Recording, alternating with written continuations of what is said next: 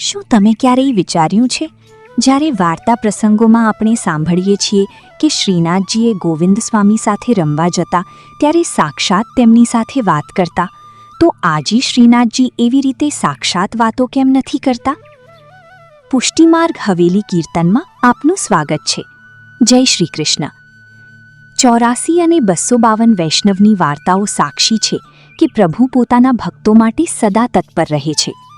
પ્રભુ પોતાના ભક્તો પ્રત્યે એટલા દયાળુ, એટલા કૃપાળુ છે કે ભક્તના બોલાવવા પર તરત જ પ્રકટ થઈ જાય છે અને તેમની સાથે વાતો પણ કરે છે.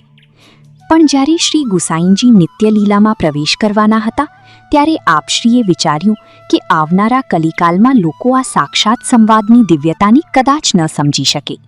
કોઈ આની સાધારણ ઘટના સમજશે તો કોઈ આને માત્ર એક ચમત્કાર માનીને કૌતુક કરશે. સૌથી મોટી વાત, જ્યારે પ્રભુ સખા બનીને રમતા હતા ત્યારે ભક્તો અવારનવાર સેવાની મર્યાદા ભૂલીને કેવળ સખા ભાવમાં ખોવાઈ જતા હતા.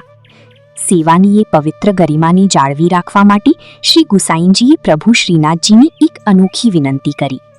લાલા, હવે આપ સૌની સાથે સાક્ષાત વાત ન કરો.